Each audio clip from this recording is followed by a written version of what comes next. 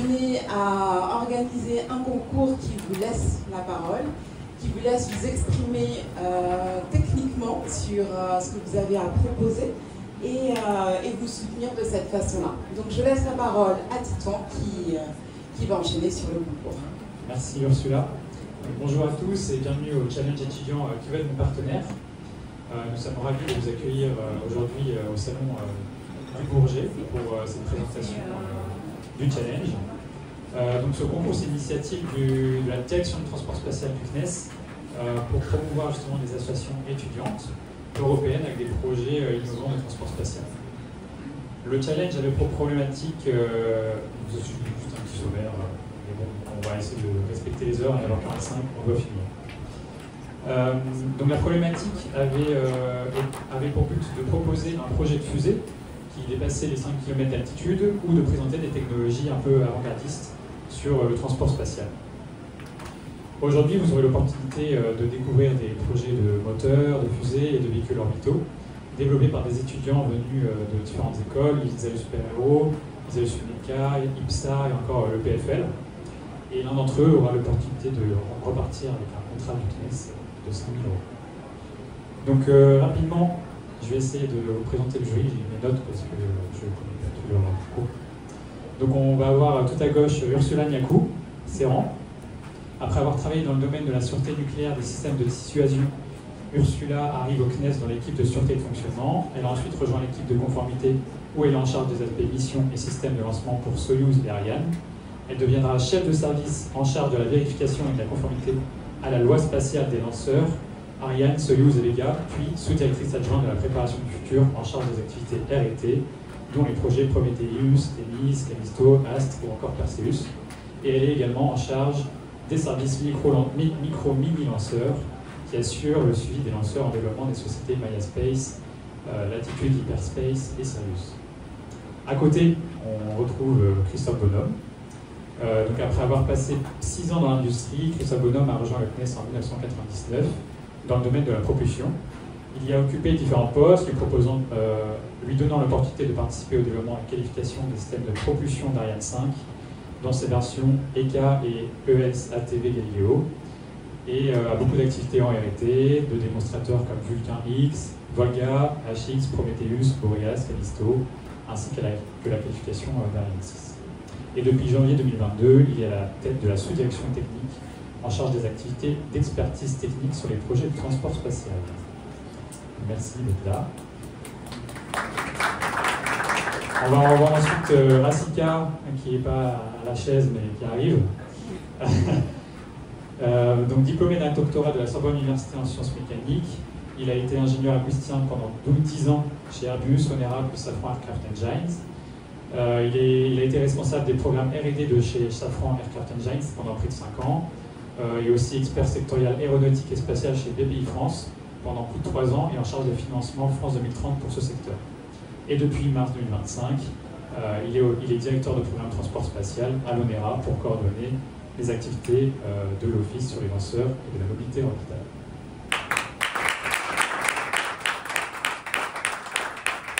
Ensuite, à gauche, à droite de Rasika, on retrouve Élise Dardé-Philippi. Donc elle est directrice de Planète Science depuis 2 ans, mais elle travaille à Planète Science depuis maintenant 2009, et plus précisément dans les projets d'animation pour les plus jeunes et autour de la formation des animateurs et animatrices. Donc 2-3 mots sur Planète Science. Ça offre des opportunités à tous les jeunes de 5 à 25 ans pour aborder les sciences et technologies à travers différentes thématiques, et notamment afin de, par exemple, faire concevoir et réaliser des fusées, des expérimentations à bord de ballons stratosphériques, de s'initier à des problématiques comme le changement climatique, ou encore de participer à des projets nationaux et internationaux comme le C-Space ou le Rocketry Challenge qui a eu lieu hier et aujourd'hui est finaliste. Donc merci d'être là aussi, Elise. Et enfin, une petite phrase sur David Chuken, très court. Donc après avoir travaillé sur différents projets liés aux lanceurs Ariane 5 et Ariane 6, David a été responsable du projet Prometheus et aujourd'hui en charge du projet Perseus. Merci David.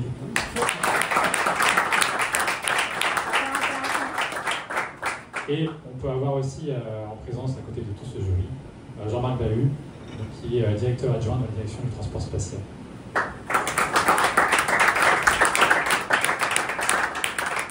Donc le jury va pouvoir évaluer les 5 équipes présentes aujourd'hui pour tenter de remporter le contrat avec le CNES.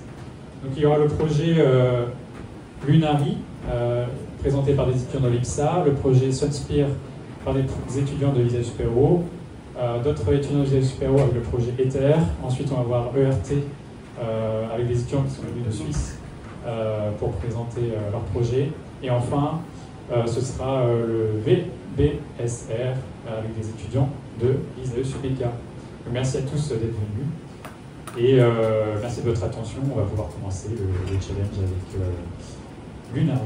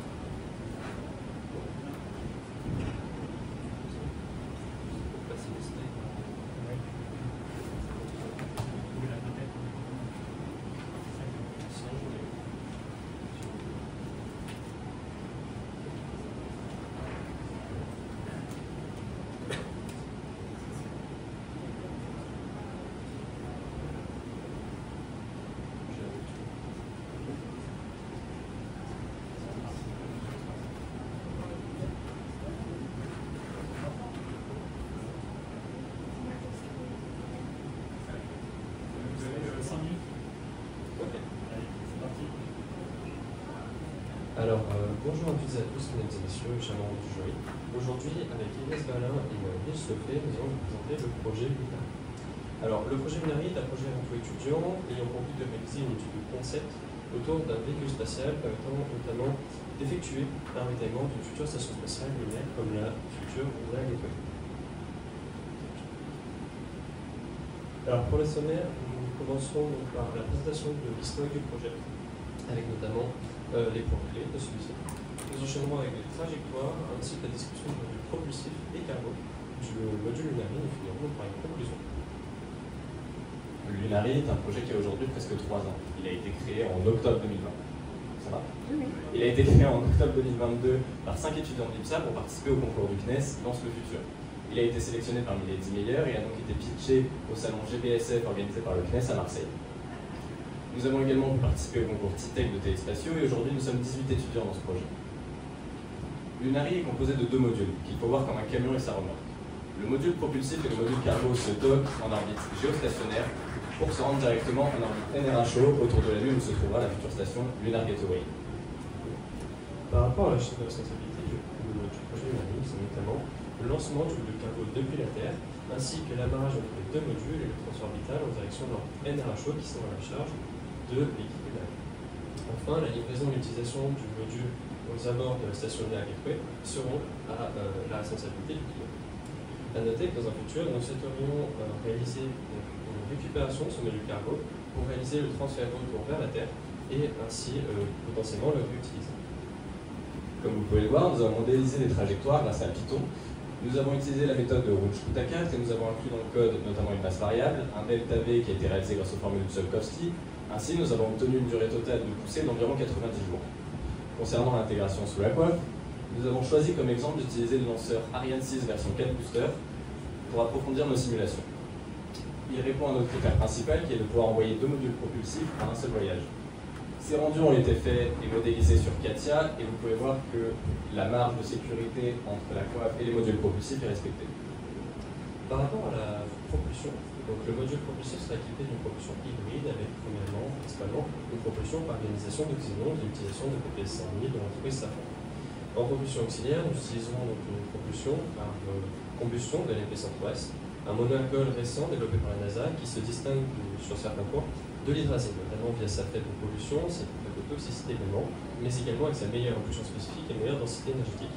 C'est pourquoi nous utiliserons la gamme de propulseurs HPGP de l'entreprise Siemens.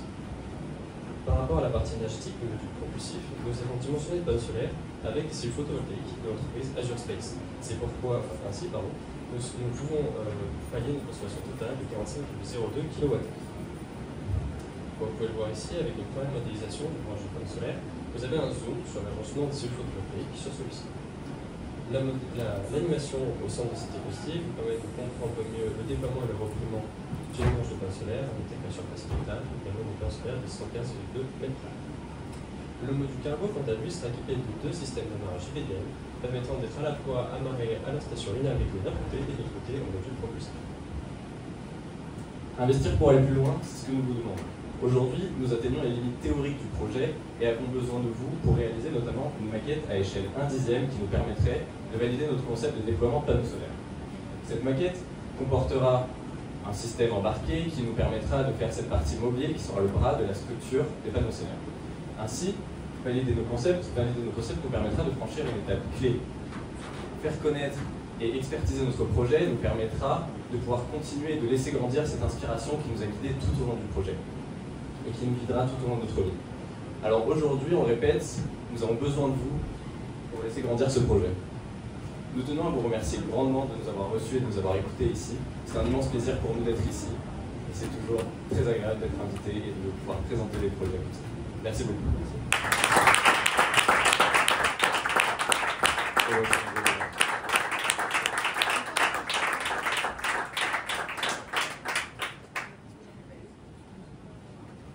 Est-ce que vous avez des questions? On peut s'autoriser une à deux questions. Donc, merci beaucoup pour cette présentation très claire. Au travers des 5 000 € du contrat du CNES, vous allez donc développer une maquette dont l'objectif principal sera de démontrer la faisabilité de votre déploiement de panneaux solaires, c'est ça? Oui, c'est le premier objectif et après elle nous permettra de continuer à faire connaître le projet sur des salons, sur d'autres concours et de continuer la vision à long terme du projet. Et l'étape d'après? L'étape d'après, signer un contrat et réaliser le projet. Et c'est un projet étudiant, mais par contre qui est directement en concurrence avec des industries majeures, avec un coût de développement assez, on va dire, énorme pour un projet étudiant. Comment vous voyez ça? On le voit notamment sur l'aspect plus d'apporter libre, pas trop sur la concurrence avec les autres entreprises. Après, oui, l'idée c'est aussi de se renouveler chaque année et de proposer une amélioration continue sur ce projet. Donc, on ne voit pas trop la concurrence, plus l'accord d'information et de nouveaux projets. Donc, ce qu'on essaie de développer, c'est vraiment une idée, c'est une étude de concept. C'est quelque chose qui nous fait plaisir de développer et on aimerait bien voir ce que ça donne. Ouais. Et ça se voit que ça vous fait plaisir. J'avais une petite question compte tenu du coût total du programme qui a été annoncé autour d'un milliard. Est-ce que vous avez une idée de comment ça peut être rentabilisé? Est-ce que vous avez une idée du marché que vous allez adresser? C'est-à-dire quel segment de marché, quel type de client, pour quel revenu? Voilà, qualitativement et quantitativement. C'est une réflexion que vous avez menée déjà ou pas? Alors, on l'a mené pas tant dans le détail que ça. On n'est pas allé pousser l'étude financière aussi loin que ça. Mais s'adresser à quel type de client, ça serait notamment tout type de client, à la fois d'un point de vue scientifique que tout type de client, oui, voilà, les agences spatiales privées comme publiques qui souhaiteraient emmener du matériel, des villes sur la station linéaire. Juste une dernière, l'organisation de l'équipe, vous avez parlé de 18 étudiants, c'est ça? Oui. Répartition hommes-femmes? Alors, la répartition hommes-femmes dans l'école, c'est un secteur déjà qui est... Dans l'équipe? Ah, dans l'équipe. Dans l'équipe, c'est un peu... déjà dans l'école qu'on a, il y a très peu de femmes aussi, parce que c'est un secteur qui est beaucoup trop genré pour le moment, et qui s'étend de plus en plus sur la féminité, c'est très bien. Et dans notre équipe, oui, il y a c'est une répartition assez égalitaire, on essaye en tout cas, et sur l'organisation des équipes. Vous en avez du coup des femmes? Oui, on a des femmes dans les équipes, bien sûr. Combien? Il doit y avoir 6 ou 7. Ouais, c'est ça. Genre 18.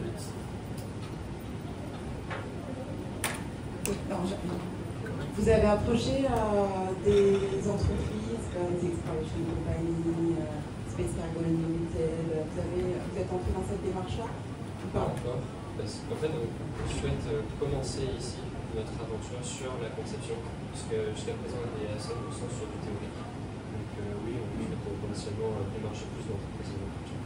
On a également démarché des entreprises pour des côtés techniques sur les moteurs, comme les moteurs des CAPS. On n'a pas toujours eu des réponses, mais voilà, on essaye d'avoir des infos quand on peut les avoir. Merci beaucoup. Merci pour la présentation.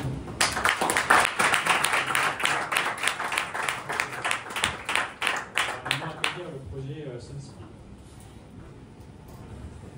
À vous la parole.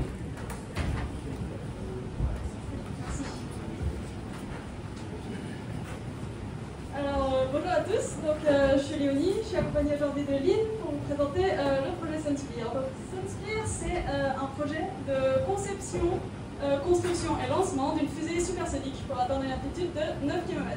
Donc ça représenterait un record d'altitude et de vitesse pour une fusée de notre école. Donc on fait partie du club Super Aerospace Section, qui est le club de fusée expérimentale de notre école. Et on est le plus grand projet dans ce club, mais aussi un des plus grands projets de notre école. On compte plus de 35 étudiants actifs actuellement, et tous divisés dans certaines sections techniques, et chacun ayant la possibilité de se spécialiser dans une partie spécifique de la fusée et mener son projet à bout jusqu'au lancement de la fusée. Donc maintenant, Lynn va vous présenter un peu plus les sections techniques de notre fusée. Merci Léonie.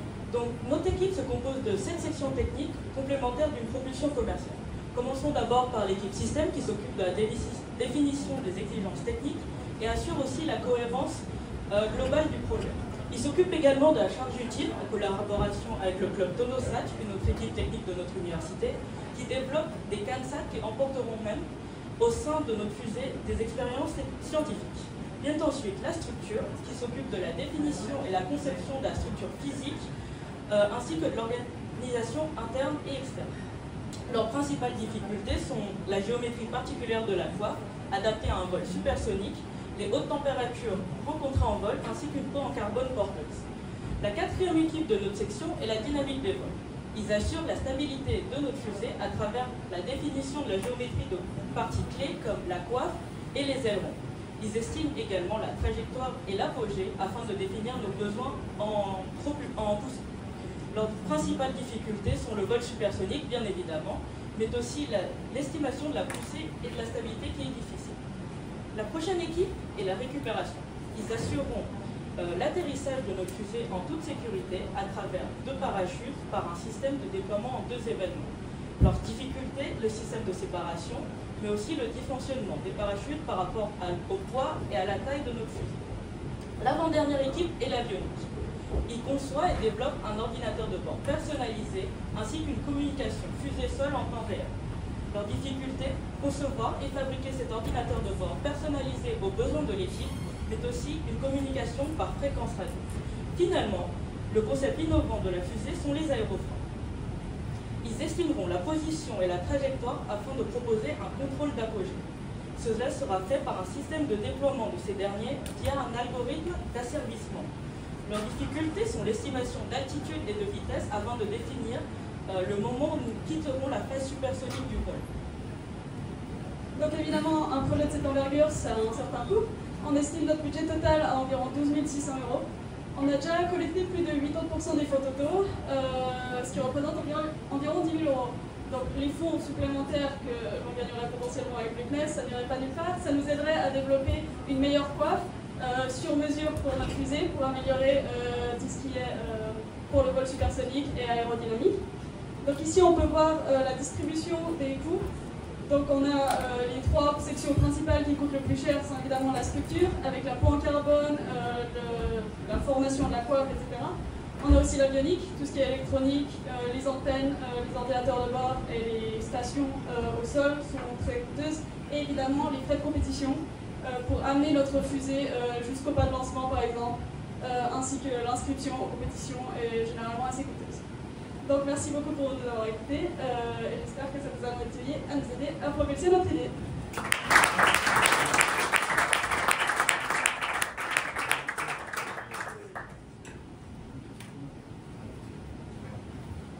Elle décolle d'où votre fusée?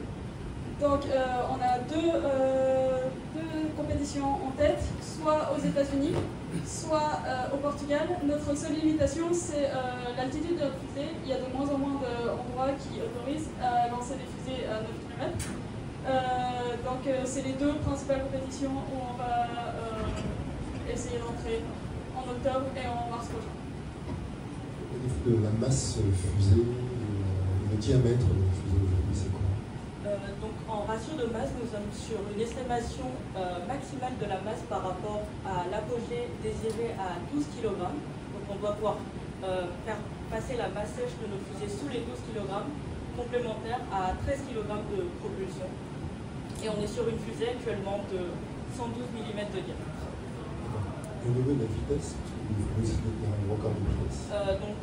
On veut atteindre un vol supersonique qui est pour l'instant estimé par simulation entre Mach 1.7 et Mach 2.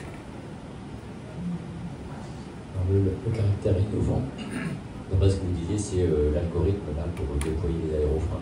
Peut-on savoir un peu plus quel capteur vous utilisez pour déterminer la vitesse, la régulation, l'algorithme?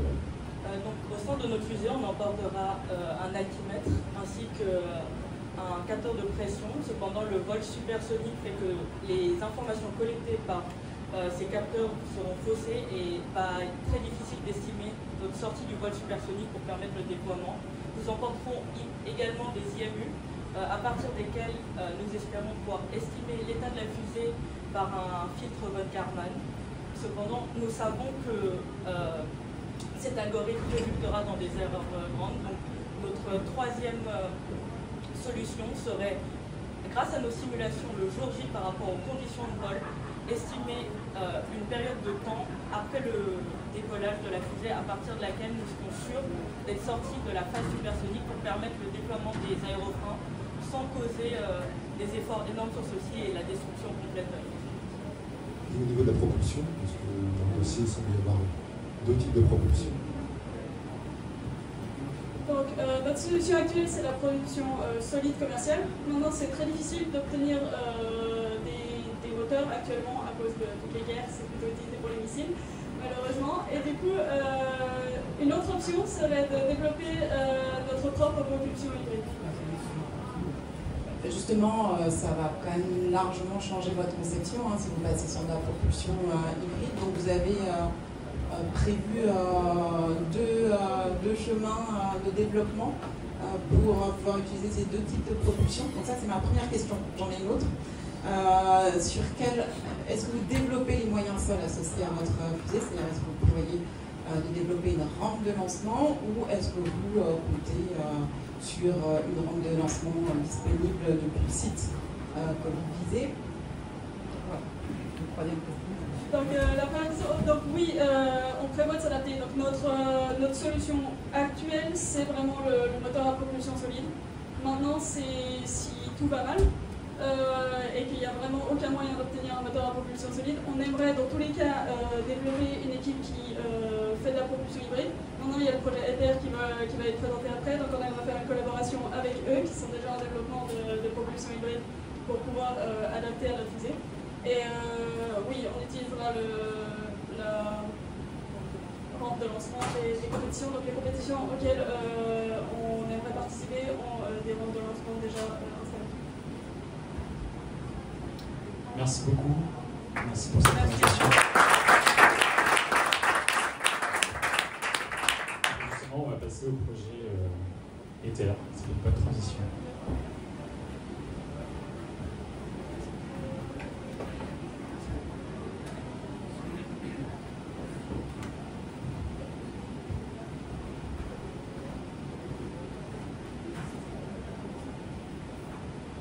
Alors bonjour, et d'abord merci beaucoup de nous avoir invités ici, c'est un plaisir de vous présenter devant vous. Donc nous on va vous présenter le projet ETHER au Challenge NSC étudiant. Donc tout d'abord, on va vous présenter les objectifs. On est une équipe étudiante qui vise à fabriquer et concevoir depuis le début sa propre fusée hybride. Donc tout d'abord, on doit penser que la propulsion hybride elle est d'un côté plus simple que la propulsion liquide et aussi plus performante que la propulsion solide. Mais en plus, on propose des enveloppes onéreux en réaction avec des produits durables et un aromage simplifié avec oli catalytique comme des caractéristiques qui nous différencient du reste. Donc voilà les chiffres clés à ce jour de notre projet. Notons la présence d'ergols donc à la fois solide, c'est donc le grain que vous voyez ici, tellement inoffensif qu'on a pu le faire rentrer sans problème au Bourget, c'est juste de l'ABS. Ensuite de l'oxydant, ce sera de l'eau oxygénée, et notre catalyse sur sphère d'aluminium, avec un oxyde de manganèse en tant que catalyseur. Tout ça pressurisé environ 100 bars. Notre objectif, finalement, ça va être de lancer à l'Euroc en 2027, dans la catégorie hybride, à 3 km. Notons au passage que l'H2O2 est un comburant à vertu vert, si on peut dire ça. Dans tous les cas, dans les lancements, c'est pas très propre, mais il a des bienfaits que je pourrais expliquer plus tard. Et nous utilisons un catalyseur non noble, donc qui est déjà qu'on a pu fabriquer nous-mêmes au sein de notre club. Voilà. Mais on ne vise pas juste à lancer une fusée sonde, on vise aussi à faire de la recherche dans des technologies innovantes. Donc maintenant, on va vous présenter nos plus grands accomplissements. D'un côté, on a modélisé et construit notre propre chambre de combustion.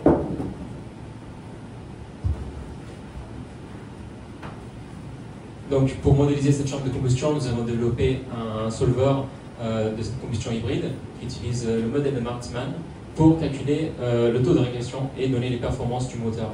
Alors, tout ceci est assez compliqué, je vais vous expliquer en 5 minutes. Nous avons des papiers et nous pouvons répondre à des questions que vous aurez. Mais tout ceci, en fait, à partir d'une calibration qui est nécessaire pour chaque moteur, nous donnera le profil exact de vol. C'est pour ça qu'on fait des essais au sol. Nous avons également dimensionné le système hydraulique d'abord, puis fait des analyses thermiques sur les parties les plus sensibles du fusée, donc l'assemblage tuyère. Après aussi, on a développé les autres sous-systèmes nécessaires pour le lanceur. Donc, là, on peut voir un essai du système de récupération. Et ici, on observe notre technique pour la construction des structures. Donc, nous avons fait quelques tirs statiques, tout d'abord avec le lit catalytique, et nous allons vous montrer le tir statique. Donc voilà le tir statique maintenant, ça va se ralentir pendant un instant. Là, on a l'allumage ensuite. Focalisez-vous sur la tuyère. Sur la tuyère parce que, voilà. Donc, il y a donc une fracture de la tuyère au niveau juste après l'allumage. On atteint à peine 12 bars, donc c'est pas du tout notre point de fonctionnement. Il y a une fracture comme on voit sur l'image, donc on a reconstruit celle-ci. Parce qu'on n'a pas notre présent. Donc maintenant, on se focalise à prendre les erreurs du passé. Donc tout d'abord, régler cette erreur qu'on a eue avec la tuyère, aussi faire une nouvelle campagne d'essai pendant cette année, et finalement, la conception exhaustive du système d'alimentation. Donc la chambre de combustion, elle est celle-ci, reconçue avec l'injection du comburant fait par l'ONERA dans un premier temps à travers la chambre de combustion. Donc voici la tuyère redesignée. Nous avons un support conique cette fois-ci qui répartit les efforts au mieux, puisque c'est sur le col, sur l'ancienne tuyère où on a eu la fracture. Donc ceci semble être approuvé par des simulations apparemment finies. D'un autre côté, on a ici le tout nouveau système d'alimentation qu'on vient de concevoir et qu'on est sur le point de construire. Donc notamment, on a les réservoirs de pressuriseur et de l'oxydant, ainsi que des autres systèmes de contrôle, de mesure et de sécurité. Donc, pour présenter notre futur, nous allons faire des essais sur le système d'alimentation qu'on construit actuellement cet été. Ensuite, nous allons tester ce lit catalytique, la chambre de combustion reconçue en octobre, avec un apport de l'ONERA, du comburant. Et ensuite, en décembre, on testera les deux ensemble. Donc, on a besoin de votre aide pour, d'un côté, le coût matériel qui va être assez grand, et d'un autre côté, les conseils et la visibilité, parce que c'est aussi ça, et ce serait très bon pour nous d'avoir les conseils et la visibilité. Donc concrètement, une fois ces tests au sol réussis, on va avoir notre modèle de vol calibré, notre modèle de moteur.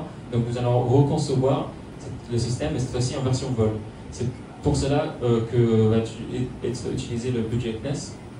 Principalement, il y a beaucoup à acheter et concevoir, donc c'est directement là-dedans qu'il y a le budget. Sinon, on a une sponsorisation Airbus qui nous permet de financer les tirs au sol actuels. Donc, merci beaucoup pour votre attention, pour vos invitations.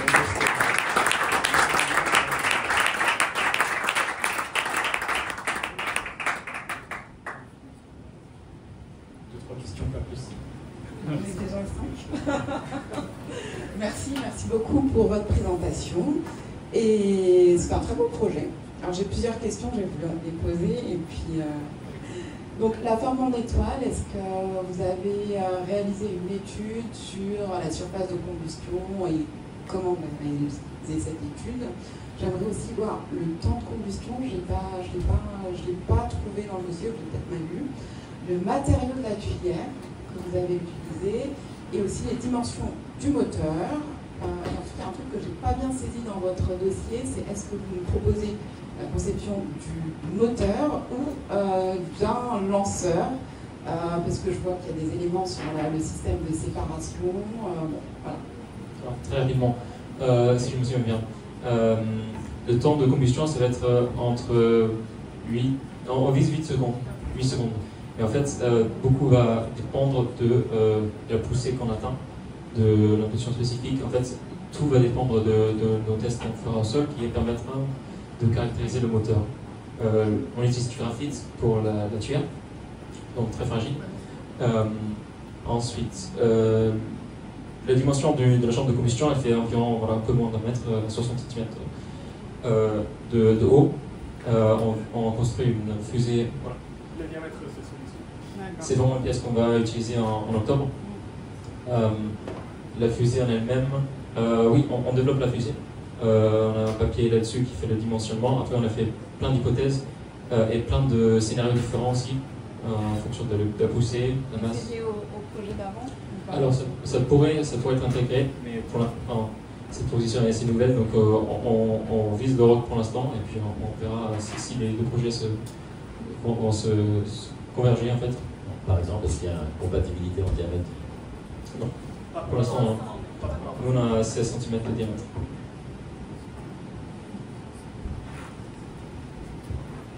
J'avais juste une question avant, c'est tous les essais sont à l'ONERA. Oui. Comment ça marche entre les personnes de l'ONERA et les étudiants? Dans quelle mesure vous êtes vraiment impliqués dans la mise en œuvre, la réalisation des essais? On a des réunions périodiques et normalement chaque mois. Donc en fait, cette semaine, on a le mardi, je pense, une réunion avec le personnel de l'ONERA. Et sinon, c'est une convention qu'on a signée entre l'école, enfin l'association des élèves et l'ONERA, qui nous permet, ils nous accordent leur temps et leur matériel, et en échange, nous on a une vraie technologie innovante sur laquelle ils ont de l'intérêt aussi à voir le développement. On a des jeunes ingénieurs à l'ONERA qui se forment en même temps en nous suivant. Donc c'est vraiment du gagnant-gagnant pour les deux, et ils nous font ça gratuitement. C'est vous qui réalisez les essais? Alors oui, c'est eux qui font toute la partie sécurité, eux qui manipulent l'H2O2. Nous, on conçoit le système et on appuiera sur les boutons, mais on ne sera pas là pour l'apport en H2O2. Tout le reste, oui. Oui, alors c'était effectivement une question que j'avais, comment ça se passait les interactions avec l'ONERA. Je précise, je n'étais pas à l'ONERA à l'époque où ça a été monté, donc voilà, je ne suis pas partie prenante, mais en tout cas je suis ravi de voir que les moyens de l'ONERA servent aussi aux étudiants. Non, ma question c'était plus sur la scalabilité. Est-ce que vous savez si le système, l'architecture actuelle, elle est scalable? Est-ce que vous avez une cible de lanceur échelle 1 en termes de performance qui est identifiée? Si oui, quelle est-elle? Alors le lanceur qu'on conçoit, il sera d'abord pour lancer à l'Euroc, à 3 km, et après, une fois que ce sera le cas en 2027, si tout se passe bien, on pensera à d'autres projets peut-être supersoniques, peut-être. En fait, ma question c'est est-ce que vous avez une idée de ce que pourrait être un lanceur à l'échelle 1 qui reprend cette architecture-là, la question de la scalabilité, jusqu'à quel point est-ce qu'on peut agrandir le système? Oui, la combustion hybride est connue pour le problème de scalabilité. À notre échelle, ça a l'air de fonctionner, mais après, pour monter beaucoup, c'est très challengeant et c'est pour ça que ça ne ferait pas beaucoup dans l'industrie.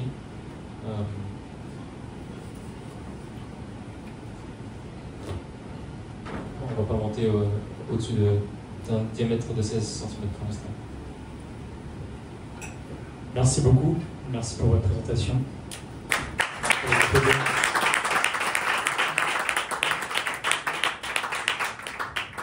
On va pouvoir maintenant passer au projet ERT. Si vous pouvez venir. Bonne présentation.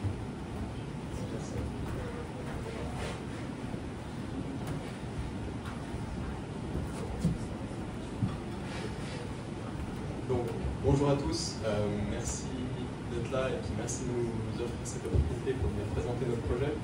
On vient de Suisse, on vient de l'EPFL Rocket Team. Moi je suis président, je m'appelle Jérémy Pierre et je suis avec Antoine Truchot qui est directeur technique de l'association.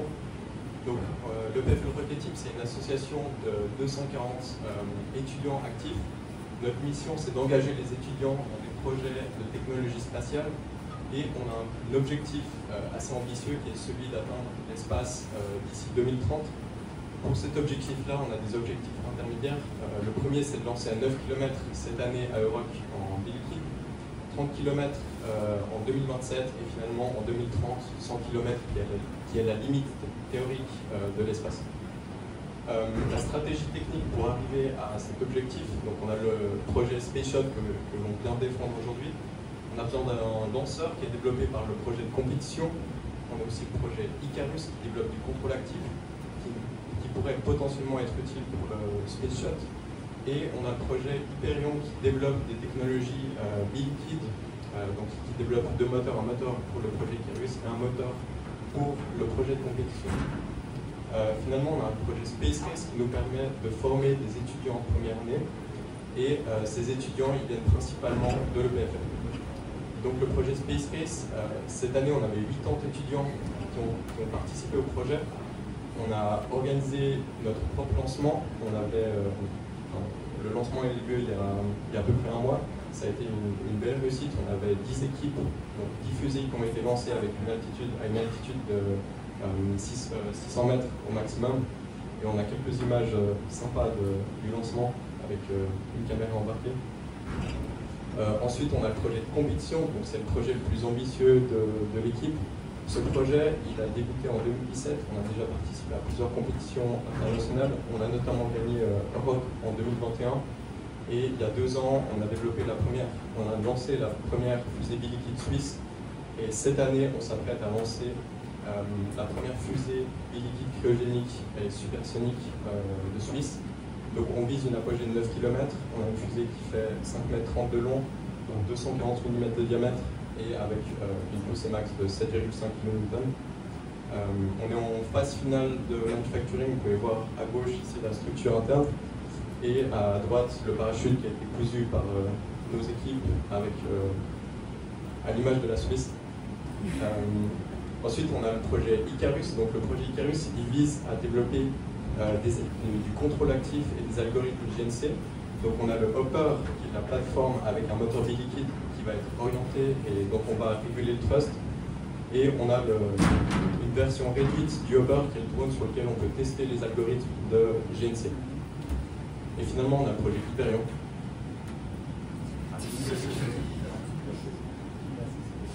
Le projet Hyperion c'est le motoriste de l'association. Donc il est centré autour de la technologie de propulsion bi-liquide. Cette année en particulier, il développe 2 moteurs distincts. Le moteur A3, qui est un moteur simple, mais qui a une poussée modulable. Lui, il est installé sur le Hopper, que vous avez vu tout à l'heure. Et B1, qui est un moteur beaucoup plus performant, cryogénique, et lui, il est installé sur notre lanceur Fior. On a l'occasion à la fois de les développer en interne, mais aussi de les tester sur notre propre facilité de test, située à Savigny, non loin de Lausanne. Pour illustrer le tout, voici un allumage nominal de B1 à 350 kg de poussée pendant 8 secondes, un moteur régénératif cryogénique.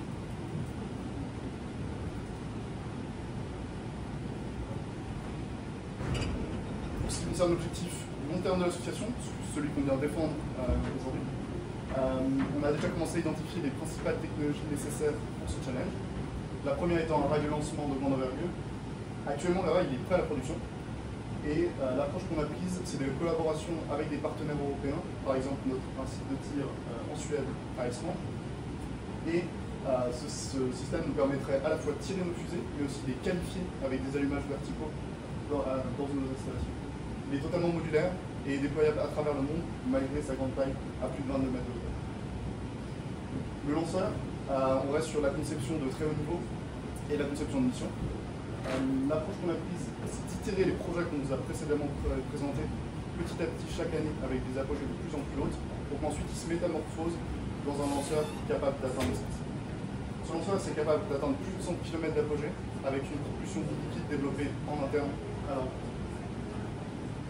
Pour le support que vous pourriez nous apporter, il serait réparti sur les projets actuels qui seraient itérés au fil des années, particulièrement du côté du projet Space Race pour des petits moteurs et une indépendance de tir, du côté du projet Hyperion, le système fluidique du prochain moteur, et pour le projet Fiorand, des pièces du futur lanceur telles que les réservoirs ou des pièces possibles. Je vous remercie beaucoup de nous avoir accueillis ici, de nous avoir écoutés, et on espère être votre partenaire.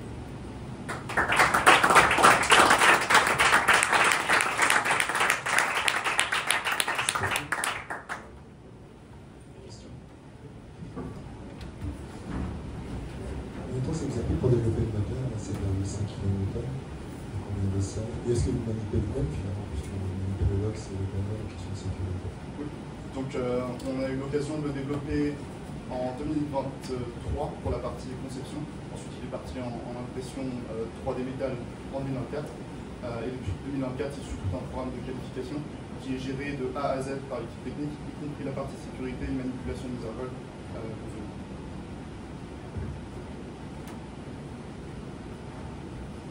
Merci beaucoup pour cette présentation. Alors, c'est un gros projet que vous développez. Vous devez avoir des moyens de financement qui permettent d'aller jusqu'à vos ambitions. Bon, au final, le contrat du CNES sera une petite goutte d'eau dans votre gros appareil. Comment vous organisez tout ça? Comment vous organisez financièrement pour arriver au beau résultat que vous nous proposez là? Alors financièrement, c'est vrai que c'est un gros challenge, et notamment à partir du moment où on sort de la compétition, donc jusqu'à 9 km, on peut participer à Euroc, donc une compétition au Portugal. À partir de 30 km, c'est là que les coûts deviennent assez exponentiels, parce qu'on doit, voilà, si on tire en Suède, les coûts triplent par rapport à ce qu'on a connu jusqu'à maintenant. Donc au niveau du financement, on est activement à la recherche. Et à partir du moment où on va sortir vraiment du cadre de la compétition, on va devoir atteindre des nouveaux partenaires, que ce soit étatiques, voilà, que ce soit des fondations ou des gros sponsors privés. Voilà. Donc on est en recherche à ce niveau-là. Vous avez un soutien quand même déjà, j'imagine, de on partenaires. On a un soutien à travers l'université, mais qui reste modeste par rapport aux ambitions et du budget de ces projets-là. Ce soutien il est assez minime, on n'a pas de section d'aérospatiale au sein de notre université, et en fait on a développé tout un programme, on est premier à développer ça à l'EPFL. Donc la plupart des finances sont, on est autofinancé, c'est-à-dire qu'on va chercher notre propre partenaire, donc on a assez peu de soutien de la part des finances. Au niveau de la rampe, au niveau de démontage de la rampe, il est en combien de tronçons? Est-ce qu'elle est orientable vraiment de tous les côtés? Alors cette rampe elle n'est pas contrôlable en azimut, par contre elle est divisée en segments modulaires et normalisée. On est capable de la monter normalement en 8 heures avec une équipe d'une 4 ou 5 personnes, évidemment avec des outils sol, par exemple le petit. Est-ce qu'on va chercher pour les azimuts? On va chercher ce que ce soit orientable. Moi je dis que je peux commencer déjà à discuter avec eux ici. Merci beaucoup. On peut les applaudir.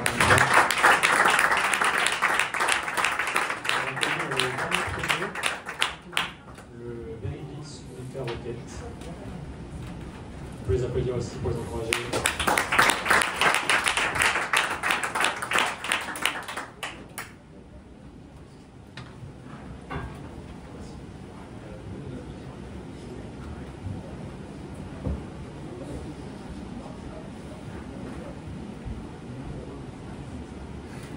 Bonjour à tous, je me présente, Victor et Pierre-Alexandre.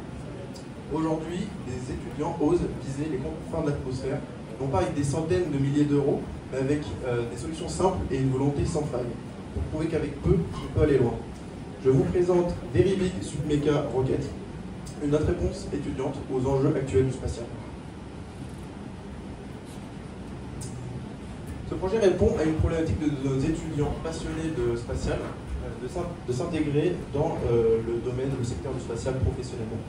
Et pour répondre à cette problématique, on a décidé de créer un lanceur innovant, low cost et responsable. C'est une aventure technique humaine et qui nous permettra à tous de se former pour réussir à cette route.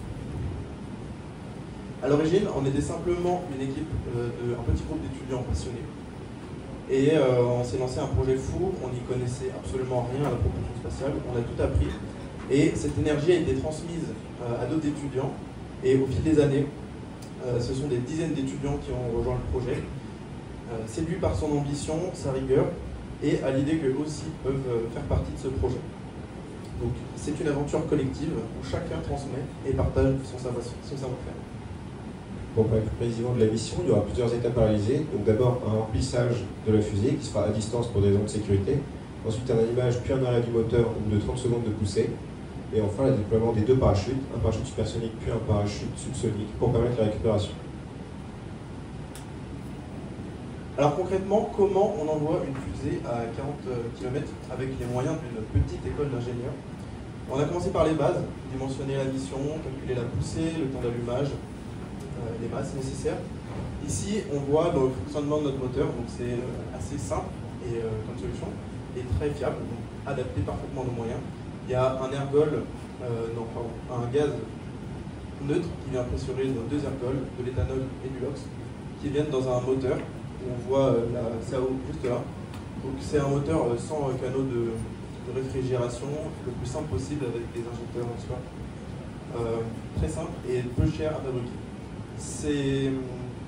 Tout ça, ça nous a permis de monter en compétence sur plein de domaines comme la conception assistée par ordinateur et plus tard des simulations mécaniques, des simulations fluides et même l'interaction des deux comme vous l'avez pu le voir sur la simulation du gonflement du parachute supersonique. On a beaucoup avancé sur le projet, puisqu'en termes de fabrication, on a fabriqué énormément de systèmes. Sur la fusée, notamment, le réservoir, la structure, les circuits d'ergol et le système embarqué ont été terminés. On aurait bien aimé vous ramener la fusée, mais heureusement, 3,40 m d'acier, ça passait pas trop devant la sécu. Et maintenant, il nous reste à faire le moteur et également tous les éléments aérodynamiques qui seront ajoutés en dernier.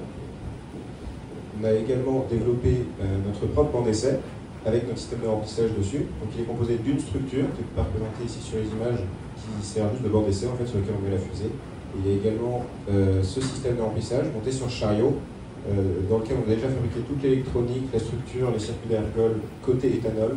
Il nous manque encore toute la partie LOX à terminer. On a également pu, comme on a avancé énormément sur la construction, faire de nombreux essais, notamment ici. Vous le voyez, des essais de montée en pression de nos réservoirs, qui ont été effectués en eau bien sûr pour des raisons de sécurité. On a pu tester nos réservoirs, on a pu tester notre régulation de pression avec un prototype et on a également pu tester nos injecteurs. Il nous reste maintenant à développer, faire des essais pour avoir le système définitif de pressurisation des réservoirs avec les bons paramètres validés. Et enfin, ça nous permet de débloquer l'essai moteur qu'on essaierait de faire d'ici la fin de l'année, idéalement en octobre. Vous avez vu, on a beaucoup avancé sur le projet, mais malheureusement, on a encore besoin de soutien pour pouvoir terminer, notamment en termes de budget. On a environ un peu moins de 6 000 € qui nous manquent pour pouvoir mener à bien ce projet jusqu'au bout. On a également d'autres problématiques, notamment en termes de fournition. On a en peine à trouver des fournisseurs de LOX et on n'arrive pas à trouver de site d'essai pour notre tir statique. Et donc, si jamais vous souhaitez rejoindre les partenaires qui nous ont déjà fait confiance et pouvoir nous aider à poursuivre cette aventure jusqu'au bout, et ben je vous invite bien entendu à nous rejoindre et à nous soutenir pour ce projet. Le vol inaugural sera bien évidemment un immense succès et nous donnera enfin la légitimité et la crédibilité dans ce domaine. À terme, notre ambition, c'est de transformer ce lanceur en une plateforme d'essai collaborative avec les entreprises. Donc une entreprise pourra héberger, utiliser au sein de notre fusée notre payload, ou bien tester des technologies nouvelles sur par exemple le refroidissement de la tuyère ou des réservoirs, des airfoils différents. Et en fait, c'est un échange qui serait un véritable pont entre les étudiants et les entreprises pour créer des réseaux de futurs ingénieurs et d'entreprises qui aident les étudiants. Merci à tous de nous avoir écoutés.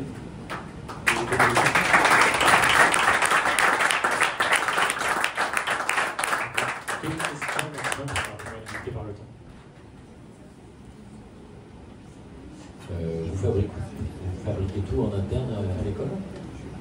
Oui, on fabrique tout le système à l'école. On essaie le plus possible de fabriquer les choses nous-mêmes et on est aussi aidé par l'atelier de notre école qui nous fournit certaines pièces qui peuvent être fabriquées que par exemple avec de l'usinage ou de la découpe jaune. Et c'est un col en graphite, je suppose? Oui. Et ça c'est fait en interne aussi? Oui. La poussée moteur, elle est assez énorme quand même. 60 kN, c'est ça? Non, 6 kN. Ah, 6, donc il y a une erreur. Il y a peut-être une erreur, effectivement, c'est 6 kN. Parce que ça me paraissait, l'échelle me paraissait bizarre par rapport à la taille de la fusée. C'est d'un peu peur. Le lancement, vous le feriez où en fait? Alors pour l'instant, on se concentre surtout sur l'essai moteur. Donc on ne parle pas encore de lancement. On aimerait bien, comme je pense qu'on a les mêmes problématiques que d'autres personnes ici, on aimerait bien donc soit la base militaire de Scarroz qui a le domaine de vol acceptable pour notre projet, on le sait, mais encore faut-il qu'ils acceptent. Et sinon, on est prêt à partir partout dans l'Europe ou ailleurs. Oui, j'ai une petite question. Je ne sais pas si vous avez identifié un fournisseur pour la coiffe, est-ce que vous la faites en interne, est-ce que vous l'achetez? Et la deuxième question, je ne suis pas sûr d'avoir compris, là, le site que vous recherchez, c'est pour un site de lancement ou c'est pour un site d'essai statique? Alors pour la coiffe, pour l'instant on n'a pas encore de fabricant vu que c'est un élément aérodynamique qui sera fabriqué après l'essai moteur. On a prévu de la faire en interne, mais si on trouve des partenaires intéressants, on est absolument ouvert à le fabriquer ailleurs. Et pour le site qu'on recherche, on recherche un site où on peut amener nos infrastructures, parce qu'on a tout de prévu pour l'interstatique, le système de remplissage, le banc d'essai au sol. On recherche juste un site où on nous autorise à allumer le moteur pendant 30 secondes. Au sol. Si ça se passe bien, pas comme chez les Chinois. Merci beaucoup, on peut encore les applaudir.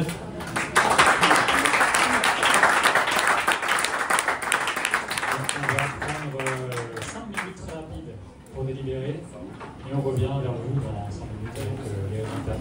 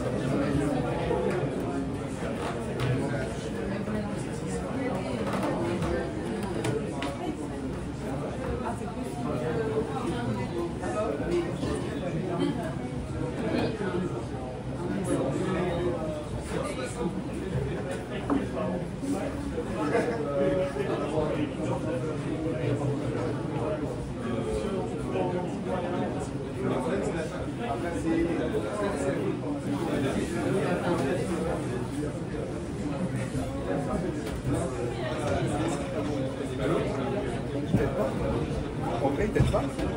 Démarrage. Mais pourquoi t'es seul là?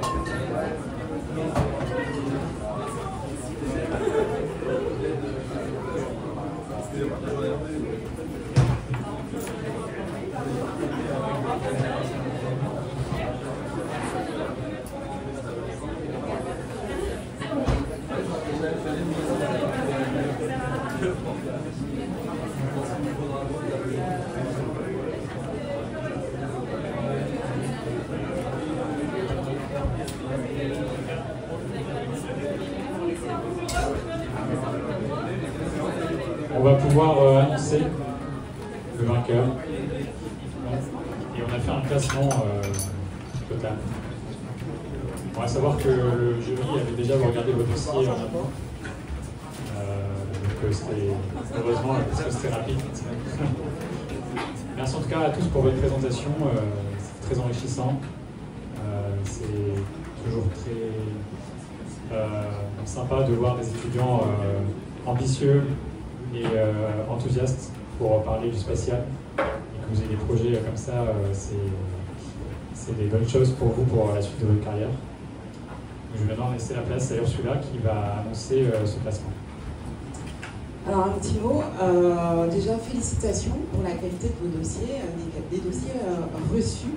Le jury a été particulièrement impressionné par la qualité de vos réalisations. Je vais maintenant annoncer le classement. Alors, plusieurs paramètres ont été pris en compte et je vais commencer par Lunari. Félicitations pour le travail réalisé qui permet d'aborder toute la complexité du transport spatial dans l'espace. Bravo pour l'aspect système que vous avez pu apporter. Ça a été relevé par le jury. Ensuite, l'ERT. Félicitations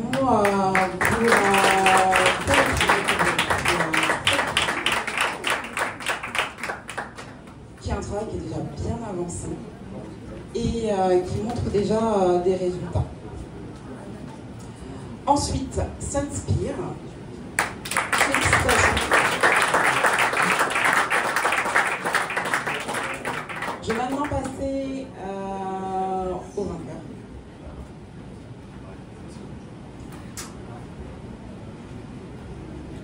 Les vainqueurs sont BBSR,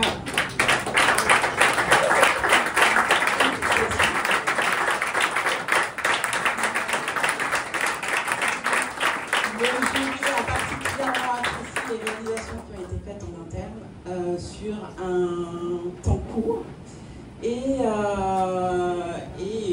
puis voilà, en interne.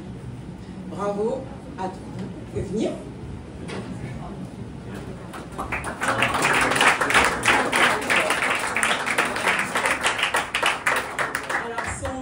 Un grand encouragement et puis ensuite Ether pour le projet de propulsion.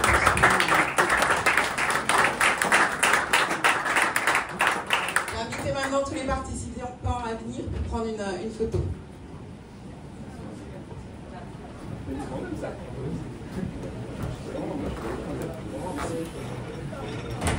Les membres du jury.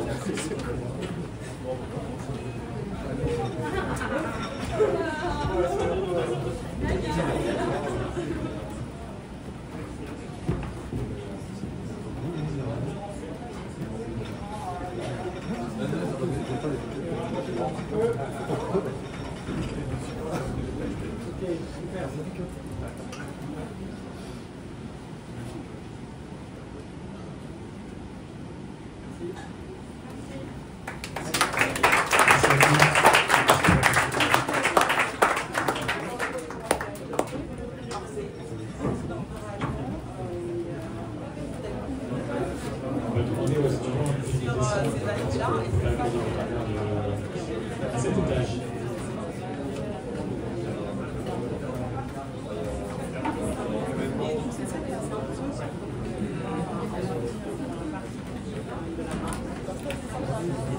Vous pouvez descendre sur la terrasse de la permanence.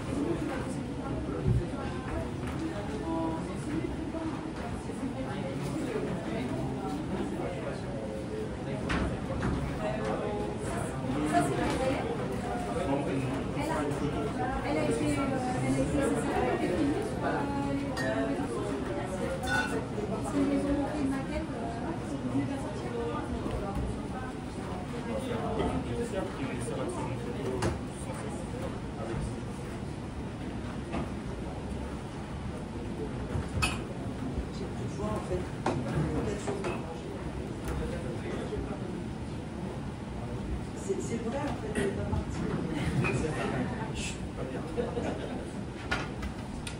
Bon, donc en fait, Laurent Busson, on vous remet un César d'honneur pour l'ensemble de votre carrière, je crois, c'est un peu ça.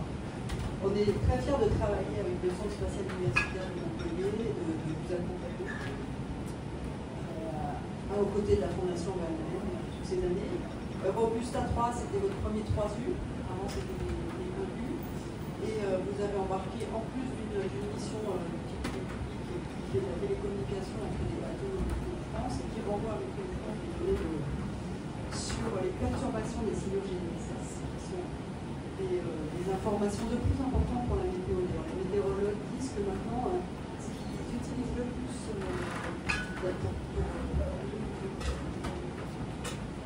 c'est la radiooccultation et c'est tout ce qui est perturbation des signaux GNSS. Donc en plus d'une mission d'utilité publique, il y avait des panneaux solaires, il y avait un Sky 3 axes, il y avait tout plein de choses. Et ça fait bientôt un an qu'elle est partie, puisqu'elle est partie, est partie avec le premier vol Ariane 6. Donc vous avez déjà engrangé pas mal d'informations sur ce projet.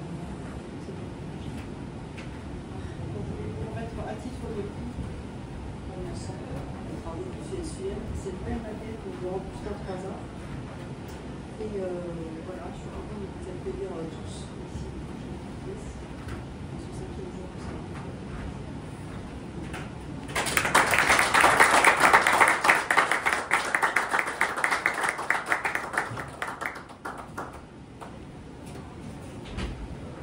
Merci Madame Laurent, merci à toute l'équipe de Nanolab Academy. Donc, Robusta 3A, c'est le 9e satellite du CSU. Il y en a eu un 10e, il y en aura 2 qui seront lancés l'année prochaine encore. Je voudrais saluer la coopération avec toute l'équipe de Nanolab Academy qui a commencé sur Robusta 1B et qui s'est poursuivie en cadre de Janus et qui s'est poursuivie là-dessus. C'est une collaboration qui a été précieuse. Il y a eu un support technique et financier du CNES sur ce projet et on en est extrêmement fiers.